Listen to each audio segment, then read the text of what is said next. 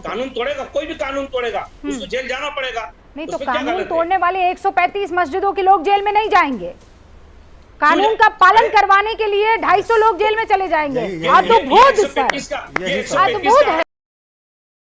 किसका आंकड़ा तो सुप्रीम कोर्ट के आदेश के बाद कानून है, वो कानून का पालन नहीं करने वाले लोग अभी भी भोंपू बजा रहे हैं और वो जेल में नहीं जा रहे हैं। किसी को जेल में आप डाल लेकिन आप कह रहे हैं कि तानाशाही है। अरे भाई तानाशाही कहाँ है? क्या महाराष्ट्र में तानाशाही कहाँ है मोहन जी? मैं तो कानून का हवाला दे रही हूँ। मैं आपको बता दूं, आपका लॉजिक जो है वो एकदम 100 में से 0 मार्क्स लाएगा, उसको कभी एग्जाम में मत भेजिए। आपकी समझ में इसलिए नहीं आएगा रुचिका जी, इस हकीकत तो मैंने जब बयान किया कानून के दायरे से, तो आपको समझ में नहीं आ रहा। नहीं, मैं कानून की बात कर रही हूँ। महाराष्ट्र में तानाशाही नहीं हो रही है, किसी का भी माइक मेरे सवाल सर जलेबी की तरह गोल गोल नहीं होते हैं, मेरे सवाल तलवार की नोक की तरह एकदम सीधे होते हैं। मेरा जवाब भी बिल्कुल यथावत वही था जो आपको चाहिए। आपका जवाब गोल गोल है, समझ नहीं आ रहा है, और दोनों जगह पर। आप रुक जाइए, आप एक सेकंड। चलिए आप फिर से पूछिएगा, मैं जवाब दूंगा। सर मैं लाउड स्पीकर लाकर भी आपको ये सवाल पूछूंगी तो आपके जवाब नहीं आएंगे। वैसे शशि जी क्या चल रहा है सर महाराष्ट्र में? रूबिका, इस सारे मुद्दे के रूबिका 3 पहलू है। पहला पहलू राज ठाकरे। राज ठाकरे बहुत दिनों से छटपटा रहे थे कि भाई कोई एक ऐसी चीज़ मिले जिससे कि वो चर्चा में आए।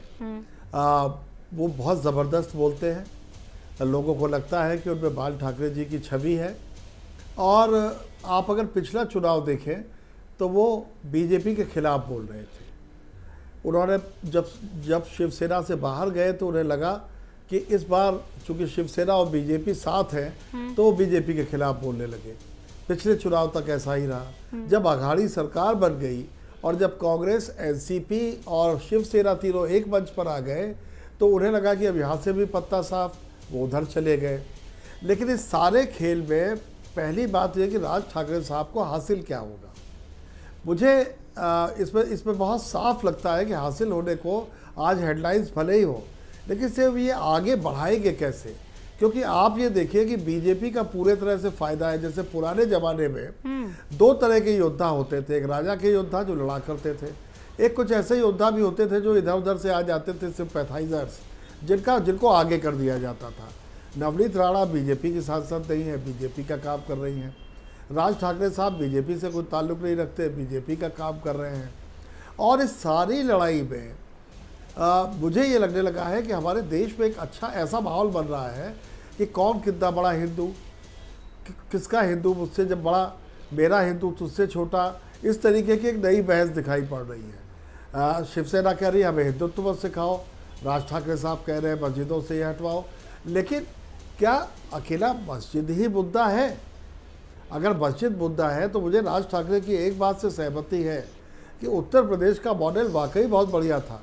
ये जो कह रहे थे 42,000, 1 लाख से ज़्यादा लाउड स्पीकर्स ऐसे हैं जो दोनों हर तरह के धर्म स्थल से या तो उतार दिए गए और या उनकी आवाज़ धीमी कर दी गई। तो अगर राजत्व लागू करना है तो उसे बिल्कुल समान दृष्टि से, समान आँख से देख कर करना पड़ेगा। वो इनमें या उनमें नहीं बांटा जा सकता।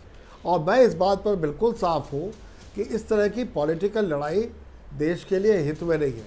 आप देखिए, आप ही की रिपोर्ट है, कहाँ मोदी जी से यूक्रेन, डेनमार्क की प्रधानमंत्री कह रही है कि लड़ाई थमवाइए। हाँ। कहाँ हमारा देश का सम्मान वहाँ पहुँच रहा है और कहाँ हम कैसी बात कर रहे हैं। तो मुझे ऐसा लगता है कि नेताओं के मैच्योर्ड होने का टाइम आ गया है। हिंदुत्व तो सबका है, हिंदुस्तान भी सबका है। एक बार क्यों ना इससे थोड़ा उठ के बात की जाए।